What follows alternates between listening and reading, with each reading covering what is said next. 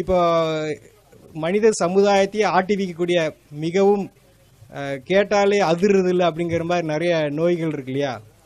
அதை வந்து நீங்கள் நினைக்கிற மாதிரிலாம் அவ்வளோ பெரிய விஷயம்லாம் கிடையாது. ரொம்ப ரொம்ப கேவலமான ஒரு மட்டமான விஷயம். அதை இவ்வளோ பெரிய பூதாகாரமாக அதை கொண்டு வரத்துக்கு எந்த அர்த்தமும் இல்லை. நீங்கள் கேள்விப்பட்டிருங்க அதிக இரத்த அழுத்தம் இல்லையா? இப்போ இந்த அதிக இரத்த அழுத்தத்துக்கு பார்த்தீங்கன்னா ப்ரெஷருக்கு பல வருஷமும் மாத்திரை சாப்பிட்ருப்பாங்க. அப்போ இந்த இரத்த அழுத்தத்தை குணப்படுத்துவதற்கு ஏதாவது ஒரு முறை இருக்கா அப்படின்னா அது ஒரு மிகப்பெரிய ப்ராசஸ். நீங்கள் கேள்விப்பட்டிருக்க மாட்டீங்க, நம்ம அன்றாடம் பயன்படுத்தக்கூடிய வெண்டைக்காய் இருக்கு இல்லையா? வெண்டைக்காய், அந்த வெண்டைக்காயை வந்து நல்லா ஒரு 10 நிமிஷம் வெந்நீரில் ஊற போட்டு கொஞ்சம் சாஃப்ட் ஆகிட்டு நல்ல மென்று, பாஸ்கர் ஐயா சொல்கிற மாதிரி நல்ல மென்று உமிழ்நீரோடு கலந்து சாப்பிட்டாங்கன்னா 3 நேரம், காலையில் மத்தியானம் நைட் 3 நேரமும் உணவுக்கு முன்னாடி ஒரு 4 வெண்டைக்காய் கரெக்டாக 3 நாள் கழித்து மறுபடியும் ப்ரெஷர் பார்த்தா நார்மலாக இருக்கும். நார்மலாக இருக்குங்கிறது அவளுக்கு அந்த சிம்டம்ஸும் இருக்காது, நல்லா ஆகிடும். ஸோ ரத்த அழுத்தத்தை எந்த மாதிரி நிலை இருந்தால் சரி, அந்த கிட்னியே ஃபெயிலியர் ஆகிற அளவுக்கு ரத்த அழுத்தம் இருந்தால் கூட அதை குணப்படுத்தக்கூடிய ஆற்றல் எதில் இருக்குங்க? வெண்டைக்காயில் இருக்குது. அப்புறம் ரெண்டாவது பார்த்தீங்கன்னா ரொம்ப இருதயம், ஹார்ட் சம்மந்தப்பட்ட கார்டியா நிறையா வந்து கார்டியா வாஸ்குலர் டிசீஸ் ரொம்ப நிறையா வருது. ஸோ அந்த மாதிரி இருதய சம்பந்தப்பட்ட பிரச்சனைகளுக்கு வந்து எந்த மாதிரி தீர்வு? இருதயம் ஏன் பலகீனமாக அடையுது அப்படின்னா உடம்புல வந்து துவர்ப்பு சத்து இருக்குது பார்த்தீங்களா? அந்த துவர்ப்பு சத்து வந்து ரொம்ப கம்மியாக இருக்குது. அந்த துவர்ப்பு சத்து நம்ம சாப்பிட்றது ரொம்ப ரொம்ப குறைவு. அப்போ இரத்த குழாய்கள் நல்லா சுருங்கி விரியணும், ரத்தம் வெளியேற்றக்கூடிய இருதயம் நல்லா சுருங்கி விரியணும்னா அதுக்கு துவர்ப்பு நிறைய வேணும். துவர்ப்பை வந்து தனியாக சாப்பிட்றதுக்கு பதிலாக துவர்ப்பை வந்து உணவாக சாப்பிட்றது நல்லது. ஆக நம்ம எந்த இடத்துக்கு போனாலும் ஒரு விசேஷத்தில் வந்து முன்னாடி என்ன வச்சுருக்காங்க? வாழை மரம், வாழைக்காயை வந்து தொங்க வச்சுருக்குறாங்க. ஆக அந்த வாழைக்காயை வந்து தோலோட மிக சன்னமாக கட் பண்ணி ஒன்று தேங்காய் எண்ணெய் அல்லது தேன் அல்லது சும்மாவே மென்று சாப்பிடலாம். அப்படி சாப்பிட்டாங்கன்னா அவங்களுக்கு இரத்த குழாய்கள் நல்லா சுருங்கி விரிஞ்சு இருதயம் நல்லா சுருங்கி விரிகிறப்போ அந்த பிளாக்ஸு, அது போக இந்த ஹார்ட் சம்மந்தப்பட்ட எஃபிஷியன்சி இப்போ 30-40% தான் இருக்குன்னு சொல்கிறாங்களே இருதயத்தினுடைய, அது எல்லாமே பார்த்தீங்கன்னா படிப்படியாக 2 வாரத்தில் 70-80 வந்து டச் பண்ணியிருக்கு. எதனால்? ஒரு வாழைக்காயினால். வாழைக்காயோடைய காஸ்ட் எவ்வளோ ஆகுதுங்க? ஒரு காய் வந்து 5 ரூபா.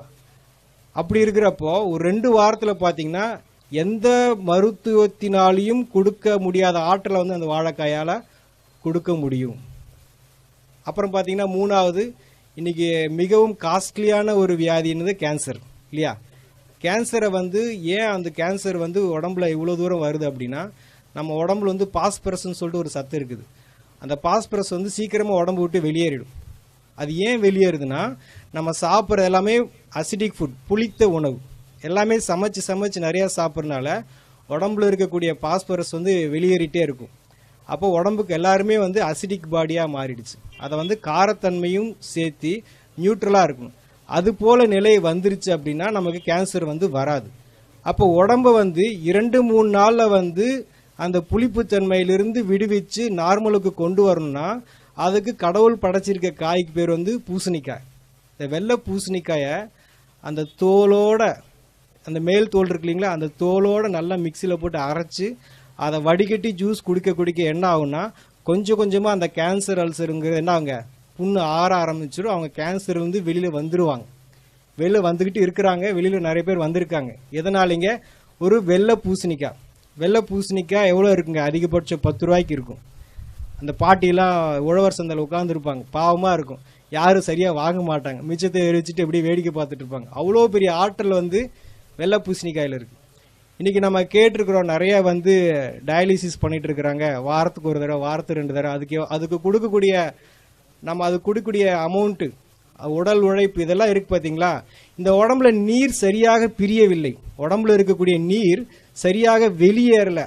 அந்த ஒரு சூழ்நிலை, அது நெஞ்சில் இருக்கலாம், தலையில் இருக்கலாம், வயிற்றில் இருக்கலாம், காலில் இருக்கலாம், அத்தனை இடத்துல வந்து நீர் கோர்த்துருக்கும். அந்த நீரை வெளியேற்றுவதற்கு உலகத்தில் கடவுள் படைச்சிருக்கிற காய் வந்து கத்திரிக்காய். கத்திரிக்காய் வந்து உடம்பில் இருக்கக்கூடிய எந்த மாதிரி ஒரு நீராக இருந்தாலும் வெளியேற்றிடும்.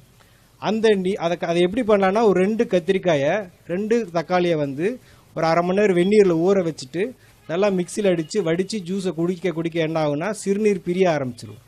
ஸோ அவங்களுக்கு யூரிக் ஆசிடோ கிரியேட்டினோ எதுவாக இருந்தாலும் கொஞ்சம் கொஞ்சமாக வந்து ரிவர்ஸ் ஆகும்.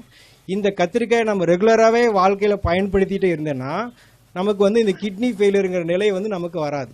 அவ்வளோ சிறப்பான காய் வந்து கத்திரிக்காய். அப்போ அதுக்கு நாம் எவ்வளோ ஸ்பெண்ட் பண்ணுறோம் அப்படின்னா அதுவும் பெரிய விஷயம் இல்லை. பீன்ஸ் காஸ்ட் கொடுக்குற அளவுக்குலாம் அதெல்லாம் அவ்வளோ பெரிய விஷயம் இல்லை. இது நடந்திருக்கு. நான் பேசிகிட்டு இருக்கிறது வந்து கதையோ அல்லது புஸ்தகத்திலேருந்து பேசுகிறதோ தீரியோ கிடையாது. இப்போ சொல்லிகிட்டு இருக்கிறது எல்லாமே சம்பவங்களை தான் வந்து உங்களோட வந்து ஷேர் பண்ணிகிட்டு இருக்கிறோம். ஏதோ போட்டிருக்கிறாங்க அதை நெட்டில் பார்த்ததில்ல அப்படிலாம் கிடையாது. ஒவ்வொரு விஷயத்தையும் சம்மந்தப்பட்ட அனுபவத்தோடு நம்ம இங்கே பேசிகிட்டு இருக்கிறோம். இப்போ நீங்கள் நிறைய கேள்விப்பட்டிருங்க நியூராலஜிஸ்ட், நரம்பு சம்மந்தப்பட்ட டாக்டர். அப்போ நியூராலஜிஸ்ட்டுக்குன்னு நம்ம வந்து இன்றைக்கி பார்த்திங்கன்னா நிறைய உருவாகிட்டே இருக்கிறாங்க. இந்த நிகழ்காலத்தில் பார்த்திங்கன்னா உடம்புல ஸ்ட்ரெஸ் அதிகமாகி என்ன அழுத்தங்கள் காரணமாக நரம்புகள் பலகீனமாகுது. தலைவலி, பேரலிசிஸு, பக்கவாதம் இந்த மாதிரி வருது. மெயினாக லேடிஸ்க்கு வந்து ஸ்ட்ரெஸ் ஜாஸ்தியாக இருக்குது மென்சஸ் டைம்லலாம். ஸோ இந்த மாதிரி இந்த நரம்புகளுடைய பலகீனம் உடம்புல பல விதத்தில் தெரியும்.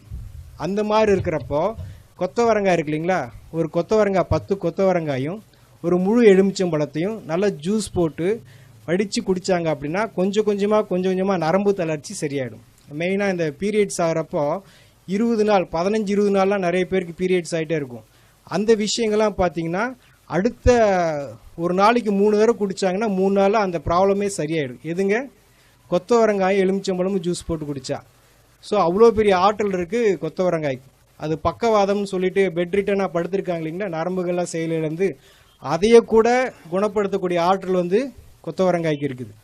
அப்புறம் பார்த்தீங்கன்னா நிறைய பேருக்கு தூக்கம் இல்லாமல் தவிக்கிறாங்க இல்லைங்களா, தூக்கம் இல்லாமல் நிறைய செடேஷன் டேப்லெட்ஸ்லாம் போட்டுக்கிறாங்க. அதுபோல் எந்த மாதிரி நிலையில் இருந்தால் கூட இந்த புடலங்காய் இருக்கு இல்லையா, புடலங்காயை வந்து விதையோட நல்லா மிக்சியில் போட்டு ஜூஸ் அடித்து அதை வடித்து கொடுக்கலாம், இல்லை அப்படியே குடிக்கலாம். அந்த மாதிரி இரவு சமயத்தில் குடிக்க என்ன ஆகுனா ஆட்டோமேட்டிக்காக மன அமைதியாகிடும். ஒரு மனிதன் தண்ணி இல்லாமல் இருக்கலாம், சாப்பாடு இல்லாமல் இருக்கலாம், ஆனால் தூக்கம் இல்லாமல் வாழக்கூடாது. அந்த மாதிரி தூக்கமின்மையை வந்து மிக அற்புதமான முறையில் எந்த விதமான செலவு இல்லாமல், பெரிய அளவில் செலவு இல்லாமல், மிக எளிய முறையில் சைடு எஃபெக்ட் இல்லாமல் குணப்படுத்துறதா இது புடலங்காய். அடுத்து பார்த்திங்கன்னா நம்ம குடல் இந்த தசைகள்லாம் பார்த்தா ரொம்ப பலகீனமாயிருது. ஸோ அந்த பலகீனம் காரணமாக பார்த்தா கர்ப்பப்பை இறங்கிருச்சு, குடல் இறங்கிருச்சு, கேள்விப்பட்டிருக்கீங்களா? இதெல்லாம் நம்ம கேள்விப்பட்டிருக்கிறோம். அப்போ அந்த உடம்புல இருக்கிற தசைகள் வந்து ஸ்ட்ரென்த் கிடையாது. இப்போ இந்த ஏதோ ஒரு பொருளை பிடிச்சி தூக்குனா அதுக்கு வந்து பலம் வேணும் இல்லையா, அந்த பலம் இல்லாதனால அதெல்லாம் இறங்குது. ஸோ உடம்பை ஸ்ட்ரென்த் பண்ணுறதுக்கு, தசைகளை ஸ்ட்ரென்த் பண்ணுறதுக்கு என்ன காய்னா அரசாணிக்காய், நம்ம வச்சிருக்கிற மஞ்சள் பூசணிக்காய். இந்த மஞ்சள் பூசணிக்காய் என்ன பண்ணுதுன்னா நம்ம தசைகளுக்கு வலு ஊட்டுது. ஸோ அந்த மஞ்சள் பூசணிக்காயை வந்து சின்னதாக கட் பண்ணி மென்று சாப்பிட்லாம். பல்லு இல்லாதவங்க ஜூஸ் போட்டு குடிக்கலாம். அந்த மாதிரி குடிக்கிறப்ப இந்த குடல் இறக்கம், கர்ப்பப்பை இறக்கம் எல்லாமே, ஷோல்டர் இறங்குறது எல்லாமே வந்து படிப்படியாக வந்து அந்த இடத்துல வந்து செட் ஆகிடும். ஸோ அதுக்கு நம்ம இது வரைக்கும் இதுக்கெல்லாம் தீர்வு இல்லைன்னு நினச்சிட்டு இருக்கோம் இல்லையா, தீர்வு இருக்கா இல்லைங்களா? நம்ம பேசிகிட்டு இருக்கிற எல்லாமே வந்து பார்த்தீங்கன்னா நீங்கள் அந்த பொருளை எந்த விதத்துலையும் வேக வைக்கிறதோ வறுக்கிறதோ இல்லாமல் அப்படியே சாப்பிட்றது. நீங்கள் அதை ஏதாவது பண்ணிங்கன்னா கண்டிப்பாக அது உங்களுக்கு 1% கூட நமக்கு பயன்படாது. எந்த ஒரு 0.5% கூட நமக்கு பயன்படாது. நீங்கள் அந்த பொருளை அதை அப்படியே தான் சாப்பிடணும். ஏன் அப்படின்னா நம்ம எதை பற்றி பேசிகிட்டு இருக்கிறோம், விட்டமின்ஸ் வந்து சீக்கிரமாக வந்து ஆவியாயிடும். அப்போ நீங்கள் கொஞ்சமாக அதை பாயில் பண்ணால் கூட ஆவியாயிடும். நீங்கள் விரும்பி ருசிக்காக சாப்பிட்லாம், ஆனால் அதுக்கு உங்களுக்கு சுத்தமாக எந்த விதத்துலையும் பயன்படாது. அப்புறம் நம்ம நிறைய கேள்விப்பட்டிருக்கிறோம், என்னது கொலஸ்ட்ரால் அப்படிங்கிறது ஒரு சகஜமாக எல்லாருக்கும் இருக்கக்கூடிய ஒரு விஷயமாயிடுச்சு. இங்கே இருக்கிறவங்களுக்கு எடுத்து பார்த்தா 70% நெகட்டிவாக தான் கொலஸ்ட்ரால் இருக்கும். ஸோ அந்த கெட்ட கொழுப்பு எப்படி உடம்பு விட்டு நீங்கும் அப்படின்னா, உடம்புல வந்து எந்த மாதிரி கொழுப்பாக இருந்தாலும் அந்த கொழுப்பை வந்து தசையிலிருந்து தோலிருந்து கொஞ்சமாக நீக்கி வெளியே அனுப்புறதுக்கு தான் கோவக்காய் என்ன பண்ணுதுன்னா கொஞ்சமாக அந்த கெட்ட கொழுப்பை உடம்புலேருந்து நீக்கி அந்த ட்ரைக்ளிசரைடு, எல்டிஎல் இதெல்லாம் வந்து கொஞ்சமாக நீக்கி உடம்பு வந்து சுத்தமாக வச்சுக்கும். ஃபேட்டி லிவர்னு சொல்லுவாங்க. அதெல்லாத்தையும் கூட இந்த கோவக்காய் வந்து மிக அற்புதமான முறையில் சரி பண்ணிவிடும். ஸோ கொலஸ்ட்ராலுக்கு ஒரு தீர்வு கிடைச்சிருச்சா. அப்புறம் உடம்புல சொரியாசிஸ் சொல்லுவாங்க இல்லையா, மிக கடுமையான வியாதி, பயங்கரமான தோல் சம்மந்தப்பட்ட பிரச்சனை. அந்த மாதிரி சொரியாசிஸ்க்கு வந்து ட்ரீட்மெண்ட்டில் நிறைய பேருக்கு சர்ஜரி லெவலில் போகிறாங்க. அந்த மாதிரி சர்ஜரியெலாம் இல்லாமல் சாதாரணமான முறையிலே வந்து சரிப்படுத்துறது தான் வந்து கோவக்காய். கோவக்காய்க்கு மீறின ஒரு பொருள் கிடையாது. இந்த வெள்ளையாக இருக்குல்லையா, ஒயிட்லலாம் வெள்ளையாக பேச்சஸ் வருது. இந்த மாதிரி வெள்ளையாக இருக்கக்கூடிய பேச்சஸ்க்கு கூட இந்த கோவக்காயை சாப்பிட்டு மீண்டும் அந்த கலர் வந்திருக்கு. கோவைக்காய் அதோட கோவை இலை கிடச்சா அதோட ரொம்ப சிறப்பு. சரிங்களா? கொலஸ்ட்ராலுக்கு சரி, இந்த மாதிரி ஸ்கின் ப்ராப்ளத்துக்கு எல்லாத்துக்குமே கோவக்காய் நல்லா கேட்கும். அடுத்து பார்த்தா சுவாசத்தில் நமக்கு வந்து சரியான ஆக்சிஜன் பற்றாக்குறை இருக்கிறனால தான் இந்த ஆஸ்துமா, வீசிங் இதெல்லாம் வருது. ஸோ அந்த மாதிரி சுவாச சம்பந்தப்பட்ட பிரச்சனைக்கு உடம்புல அதிகமான ஆக்சிஜன் பிராணனை கொடுக்கக்கூடியது தான் வந்து முருங்கை இலையை கீரையை ஜூஸ் போட்டு குடிக்கலாம். அல்லது முருங்கை விதை இருக்குது பார்த்தீங்களா, அது முத்துன முருங்கை விதையை வந்து எண்ணெய் பசை இருக்கும், அதை வந்து அப்படியே வாயில் பபுள்க மாதிரி சப்பி சாப்பிடணும். இது மாதிரி பண்ணிட்டு வர எப்பேற்பட்ட எவ்வளோ காலமான நீண்ட கிரானிக்காக இருக்கக்கூடிய ஆஸ்துமா, வீசிங் கூட சரியாக முருங்கை கீரையும் முருங்கை விதையும் சேர்க்க சுவாசத்தினுடைய ஃப்ரெஷ்னஸ், ஏன்னா உடம்புல சுவாசம் ரொம்ப முக்கியம் இல்லையா, அதனால அதுக்கு ரொம்ப முக்கியத்துவம் இருக்குது. முருங்கைனால வந்து எந்த மாதிரி சுவாச சம்மந்தப்பட்ட பிரச்சனைகளும் சால்வ் பண்ண முடியும். அப்புறம் பீர்க்கங்காயை பற்றி சொல்கிறதுனா நம்ம நிறைய அதை யூஸ் பண்ணுறதில்ல. நிறைய பேர் பாவக்காயை வந்து ரொம்ப மதிப்பாக சொல்கிறோம். அது கூட ஒரு மேலே வந்து விஷயந்தான் பீர்க்கங்காயை வந்து தோலோட, அந்த பீர்க்கங்காயோட விசேஷமே தோல் தான். அந்த தோலோட நம்ம வந்து ஜூஸ் போட்டு அல்லது மென்று சாப்பிட்டோம்னா நம்ம உடம்புல பெப்டிக் அல்சர் அப்படின்னு சொல்லிட்டு ஒரு அல்சர் இருக்கும்.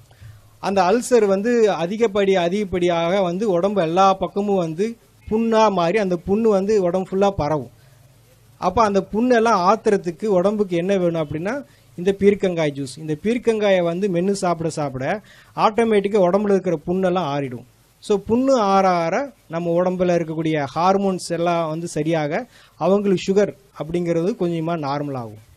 அப்புறம் நீங்கள் பார்க்குறீங்க மூட்டு வலிக்கு வந்து இப்போ என்ன, இடது காலுக்கு ஒரு 2 லட்சம், வலது காலுக்கு ஒரு 2 லட்சம் எடுத்து வச்சுக்கிறாங்க. ஸோ மூட்டு வலி வந்து ரொம்ப அதுவும் காஸ்ட்லி ஆகிடுச்சு. நம்ம உடம்புல நல்ல கொழுப்பு, ஹை டென்சிட்டி லிப்பிட் ப்ரொஃபைல், அது போக உடம்புக்கு வேண்டிய நல்ல எண்ணெய் பசை இருந்ததுன்னா எலும்புகள் வந்து ஸ்ட்ராங்காக இருக்கும். இன்னைக்கு வந்து பார்க்குறாங்க, இப்படி நடந்து போகிறாங்க, சும்மா கீழே படிக்கட்டு விட்டு இறங்குறாங்க, கால் ஃப்ராக்சர் ஆகிடுது.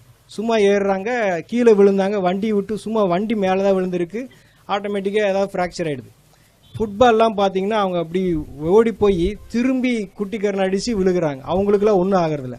நம்ம சும்மா விழுந்தாலும் ஏன் ஃப்ராக்சர் ஆகுது? ஸோ அப்போ எலும்புகள் வந்து ரொம்ப பலகீனமாக இருக்குது.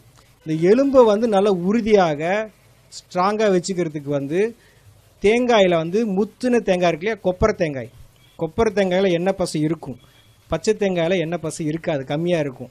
அந்த கொப்பரை தேங்காயை நல்லா வாயில் போட்டு மென்று சாப்பிட்டாங்கன்னா இந்த ஏர் கிராக்கு, ஃப்ராக்சரு, எலும்பு சரியாக கூடலை, இந்த மாதிரி எந்த விஷயமா இருந்தாலும் சீக்கிரமாக கூடிடும். அவங்களுக்கு சர்ஜரி என்பது தேவையில்லை. அப்புறம் பார்த்தீங்கன்னா ரீசெண்டாக பார்த்தீங்கன்னா நிறைய பேருக்கு வந்து இப்போ இருக்கக்கூடிய இளைய தலைமுறை லேடிஸ்க்கு பார்த்தீங்கன்னா தைராய்டு, அது ரொம்ப ஃபேமஸ் ஆகிடுச்சு. யாரை கேட்டாலும் எனக்கு தைராய்டுன்றாங்க. ஆக உடம்புல வந்து ஒரு சுரப்பி ஹார்மோன் வந்து இம்பேலன்ஸ் ஆகுது. அந்த ஹார்மோன் இம்பேலன்ஸுக்கு என்ன காரணம் அப்படின்னா கால்சியம் வந்து சரியான விதத்தில் செயல்பாடு இல்லை அதிகப்படியாக வேலை செய்யுது, இல்லைன்னா குறைய வேலை செய்யுது.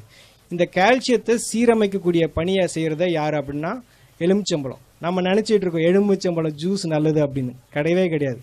நீங்கள் குடிக்கக்கூடிய அந்த எலுமிச்சம்பழம் ஜூஸ் வந்து சுத்தமாக யாருக்குமே பயன்படாது. எலுமிச்சம்பழம் தோல் இருக்குது பார்த்தீங்களா, அதில் தான் ஊட்டச்சத்து இருக்குது. எலுமிச்சம்பழத்தை தோலோட மிக்சியில் ஜூஸ் போட்டு அடித்து குடிக்கலாம், அல்லது தோலை மட்டும் கொஞ்சமாக வாயில் மென்று சாப்பிட ஹார்மோன் இம்பேலன்ஸ் வந்து சரியாகும். நான் சொல்லியிருந்த எந்த விஷயமும் வந்து நிகழ்காலத்தை நீங்கள் யார் செஞ்சாலும் 100க்கு 100% அது வேலை செய்யும்.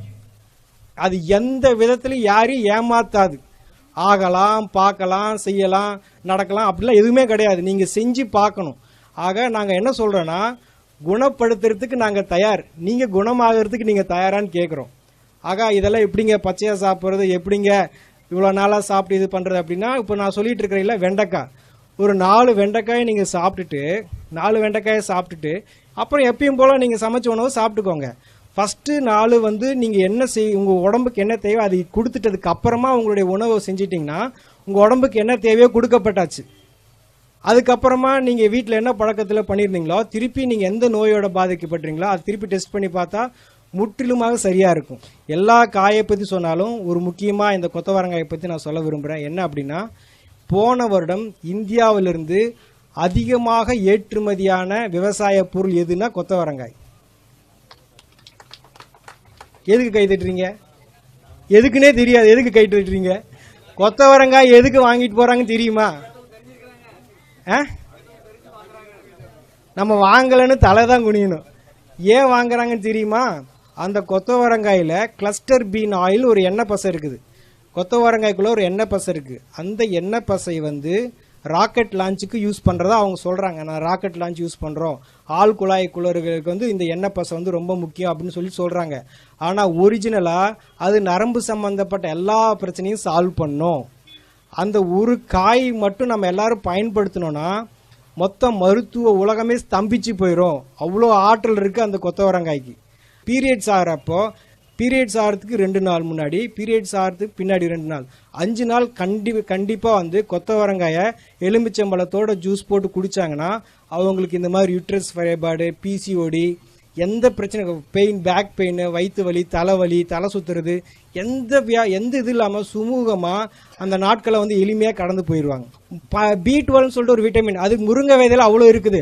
அதை விட்டுட்டு எல்லாம் ப்ரொக்கோலியை சாப்பிட்டு இருக்காங்க 200-300 கொடுத்துட்டு. இதை பற்றின எல்லா தகவலும் vegetableclinic.comனு ஒரு வெப்சைட் இருக்குது, அதில் கிடைக்கும்.